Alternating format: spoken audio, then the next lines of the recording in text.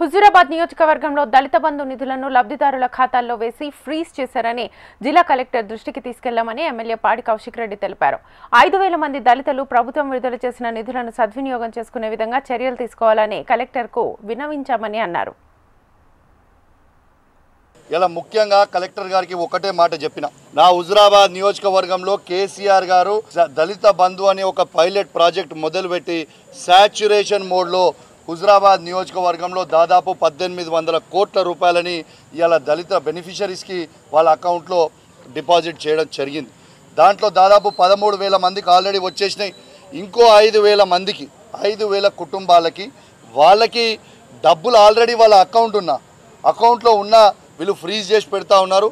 మీరు దయచేసి వెంటనే ఆ డబ్బుల్ని రిలీజ్ చేయాలి అని చెప్పి నేను ఇవాళ కలెక్టర్ గారికి రిప్రజెంటేషన్ ఇవ్వడం జరిగింది. అనేకసారి అసెంబ్లీలో కూడా అడగడం జరిగింది.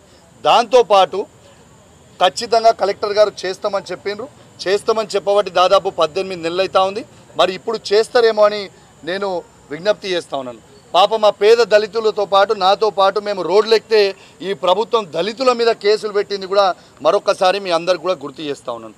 పేద దళిత మహిళల మీద కూడా కేసు పెట్టింది అని కూడా చెప్తా ఉన్నాము. కలెక్టర్ గారికి ఆ కేసులు కూడా ఖచ్చితంగా తీసేయాలని మేము కలెక్టర్ గారిని రిక్వెస్ట్ చేయడం జరిగింది.